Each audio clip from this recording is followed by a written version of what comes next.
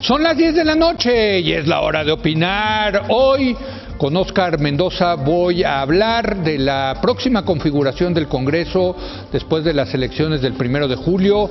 ¿Quién gana? ¿Quién pierde? ¿Quién se queda con la responsabilidad de la Cámara de Diputados y la Cámara de Senadores? Luego con Sara Snap voy a analizar el amparo que obtuvo ella y otras dos personas para poder consumir marihuana y comprar semillas de esta planta. Y para terminar con Mario Campos, voy a examinar las coberturas de las campañas electorales en los medios de comunicación. Así que quédese aquí en Foro TV, que ya comenzó la hora de opinar.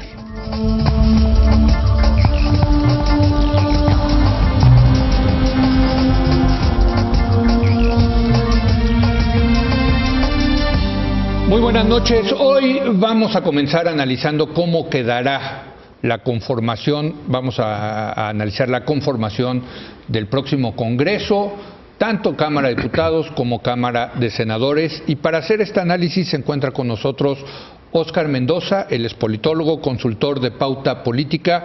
Óscar, ¿cómo estás? Muy buenas noches. Muy bien, muy buenas noches, Leo. Pues entremos en materia. Empecemos, ¿te parece, por la Cámara Alta, por el Senado? Por el Senado empezamos. Empezamos por el Senado. ¿Cómo va a quedar? ¿Cómo va a quedar el Senado? Morena va a tener una amplia mayoría, controlando el 42.97% de los escaños, seguido por el PAN. En tercer lugar estará el PRI. En cuarto lugar el Partido Encuentro Social, seguido del PRD, Movimiento Ciudadano, Partido Verde, el Partido del Trabajo y Nueva Alianza. Nueva Alianza sí alcanzó a tener un senador. Un senador por el principio de mayoría relativa, no de representación proporcional. Lo mismo pasa con el Partido Encuentro Social. Como pierden el registro, no tienen acceso ni derecho a diputados o senadores de representación proporcional. Ahora danos los números por coaliciones, ¿no? O sea, digamos, la coalición que apoyó a López Obrador, exacto, que es Morena, PT y el PES. Ellos van a controlar el 53.91% del Senado. Eso quiere decir que sí les alcanza para hacer reformas a leyes secundarias, que necesitas por lo menos 65 senadores,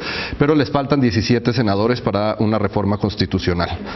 Pero si a esa alianza le sumamos al PRD, se quedan solamente a 9 senadores, y que es un número que lo podrían lograr fácilmente con el quórum. ¿El PRI cuántos va a tener? El PRI, la alianza del PRI Verde Nueva Alianza, ¿pero el PRI solo? El PRI solo va a tener solo 13 senadores. Es que muchos de esos vas a ver que se van a pasar a Morena. Y también del PRD, y del PRD que tiene 8 senadores, muchos de ellos también se van a pasar a Morena. Entonces, ¿cuánto les falta para mayoría, para cambiar? O sea, ¿van a tener mayoría para cambiar las leyes? Sí. Sin para problema. Secundarias, sí. Y para tener 2/3 partes de un Senado de 128. Les faltan 17 senadores. 17 senadores, muy comprables, dirían los cínicos. Y no solo comprables, muy fácilmente logrables por quórum. O sea, el que no vayan 17 senadores a una sesión, en una votación, la probabilidad es casi altísima. Oye, esto que tocas es muy interesante porque hay que decirle a la gente que es 2/3 partes del quórum. Del quórum, exacto. O sea, no 2/3 partes de la totalidad del Senado 128. Exacto. Entonces, una táctica legislativa es,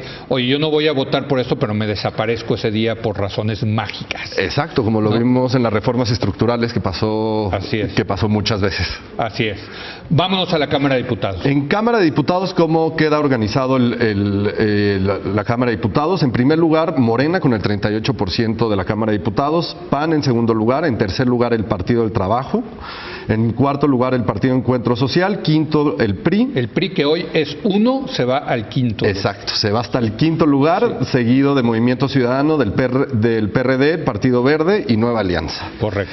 En materia de alianzas, la alianza Morena-PT-PES sí puede pasar reformas constitucionales, tienen el 61%, reformas a leyes secundarias, corrijo. Sí, ya dije, caray, no. Tienen el 61% de la Cámara de Diputados, pero les faltan 27 diputados para obtener nada.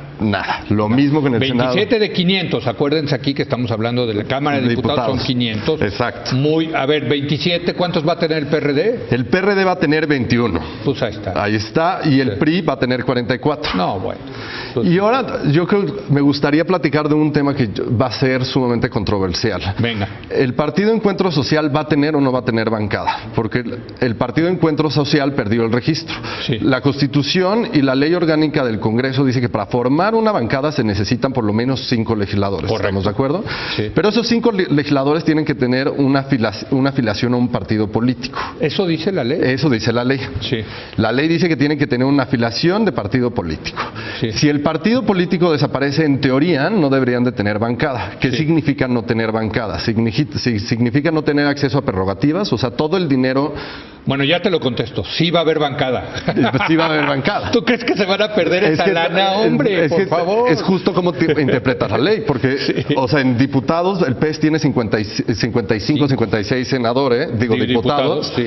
Entonces, es una bancada muy importante que, Claro. que Morena no va a dejar, ni el PT va a dejar que se le vayan los recursos. Así es. Y si no, lo que puede hacer también los del Partido Encuentro Social, en caso de que no se forme bancada, se van con Morena, o se van con el Partido del Trabajo, que también es probable. Pero esto va a Así depender en cómo se interprete la ley. La ley, ok. Ahora dime una cosa, porque me han dicho muchos que en realidad muchos que entraron por el PT y por el PES son de Morena. Sí, ¿Es correcto esto? es correcto. ¿Por qué? Porque como fueron los acuerdos de coalición de Morena, Morena tenía más del 40% de los distritos de mayoría relativa, o sea, que le correspondía el diputado o el senador. Pero cuando nos vamos con el PT y el PES tenían el 26%, que ese es un poder impresionante. Por eso Cada uno. Por eso el PES y el PT tienen tanta fuerza en Cámara de Diputados. Locura. Sí, claro. O sea, por eso el PT tiene 61 diputados y el PES es 56.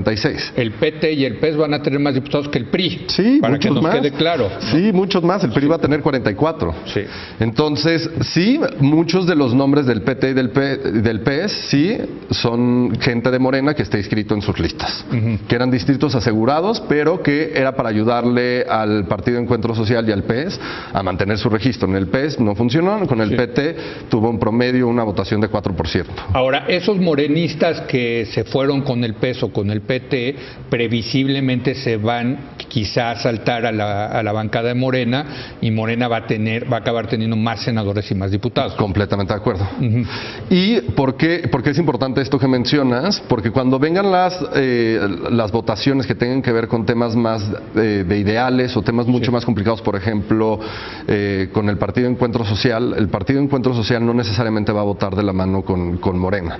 Pues digamos, o sea, por ejemplo, si efectivamente lo que dice Olga Sánchez Cordero de la legalización de la marihuana, yo no veo a los cristianos, a este partido confesional cristiano, pues de centro, de derecha más bien, yo diría, votando a favor de la legalización de la marihuana. Ese creo que es el mejor ejemplo que tenemos ahorita sobre la mesa. Yo lo veo también muy complicado. Sí. Sin embargo, por ejemplo, en Cámara de Diputados, el Morena se puede aliar con otras izquierdas, o se puede se podría aliar con el PRD y se podría aliar con Movimiento Ciudadano y con el PT. Sí. Por ejemplo, la alianza Morena, PT, PRD, Movimiento Ciudadano equivale al 59.8% de la Cámara de Diputados. Eso quiere decir que le faltarían 35 para reforma constitucional y sí logra las reformas secundarias. Ahora, es muy importante también en esta distribución de los grupos parlamentarios porque viene la repartición del botín. Completamente de acuerdo. Ya hablamos del botín que se llevan cada uno de los grupos parlamentarios, pero las comisiones, Oscar, ahí hay mucha lana de por medio. Completamente de acuerdo. Y cómo se reparten las comisiones, como es la regla en el Congreso, es cuando el poder que tú tienes dentro del Congreso, el número de diputados y senadores, es proporcionalmente como va a estar representado cada una de las comisiones. Y normalmente, entre más diputados o senadores tengas, más presidencias vas a tener. ¿Qué significa tener? De las AAA, de las más importantes. Las AAA, poco sí las califican. Sí, bueno, yo las conozco de esa manera. O sea, las más relevantes, ¿qué significa tener las presidencias? Significa tener otra bolsa de recursos muy importante. Claro. Sin importar que hoy Morena volvió a declarar que toda la dieta de los legisladores se va al 50%, no están hablando absolutamente nada de las prerrogativas dentro del Congreso, ni de Cámara de Diputados, ni del Senado de la República. La dieta, que es el sueldo. Que es el sueldo, exacto. Pero la otra parte quizás es más importante, ¿no, Oscar? Y esa es la parte discrecional, Leo. Lo que llevamos peleando desde 2009, que está en la agenda del legislativo, una agenda de transparencia, el Partido Acción Nacional Nacional se comprometió en la legislatura de 2009-2012 a transparentar sus recursos, 2012-2015, 2015-2018, y sabes que no sabemos cómo gastan los partidos políticos los recursos. Que eso es lo que el reportaje que salió en el noticiero de Denise Merker sobre Laida Sansores, que era senadora en ese momento, es sobre esa partida. Es sobre esa donde partida. Tienen completa discrecionalidad los senadores y los diputados, ¿no? Completamente de acuerdo, porque su sueldo se compone de dos componentes. Sí. El primero es lo que ganan como legislador y el segundo es para apoyo de sus labores legislativas. Sí. De ahí gastó Laida Sansores. Y después hay una tercera. La tercera es lo que te corresponde. Y pueden gastar en lo que quieran. En lo que quieran, porque no hay transparencia. Sí.